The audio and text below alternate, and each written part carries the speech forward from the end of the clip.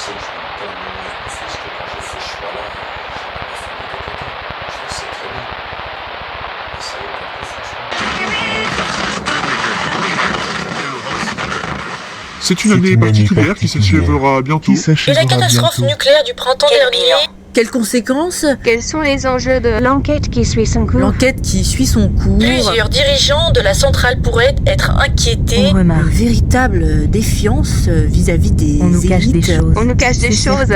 Les événements restent encore relativement Obscurs. Gestion de la Le crise. gouvernement prolonge les mesures Des d'aide en populations faveur. dans déplacées les qui sont... nouveaux pestiférés de la République. Attention aux rumeurs. Propagation sur les réseaux. Aucun bébé mutant. L'alcool ne protège pas contre les effets de la Le radiation. documentaire complotiste a déjà cumulé plus de 5 millions de vues en moins de Maladies liées Aucun cancer. sont avérées. Trop de mensonges. Un an La après... vie s'est arrêtée le jour de la catastrophe. Les commémorations Une commencent. minute de silence à travers le et pays. de combinaison, les visiteurs seront sensibilisés au travail de Un décontamination. mémorial bâti en l'honneur des C'est victimes. un fait. Aujourd'hui, on se sent plus en sécurité envers contre la sécurité profondément. Rien ne change. Ceux qui souhaitent de réels changements, un vrai respect de l'environnement, de la vie humaine et non humaine, Les questions complexes du nucléaire. Les énergies fossiles pour Le Tasniari. pour trouver un équilibre. Taux de suicide, dépression, Maladies psychologiques. La santé mentale, En hausse par rapport aux années précédentes. défaillance du système rien ne psychiatrique change. Il ne faut pas seulement prendre en compte les victimes directes de la catastrophe. sur nos concitoyens. c'est que rien n'a changé. Rien ne sera Pour plus jamais nos comme C'est avant. que rien n'a changé. Je m'appelle Manuel, j'ai 30 ans et je suis arrivé ici parce que j'ai manqué mon coup. Ça a été progressif. En fait, souvent, j'avais l'impression que la vie que je voulais, elle était là. Et que, moi, j'étais là, tout en bas. Je ne sais pas si on peut dire que la catastrophe a vraiment joué, mais, quand les événements ont eu lieu, j'avais peur. C'était devenu une obsession. Je passais mon temps à m'informer. Je suis devenu un expert du nucléaire en quelques semaines. J'avais peur qu'on me prenne pour un dingue, mais je crois que je le suis devenu.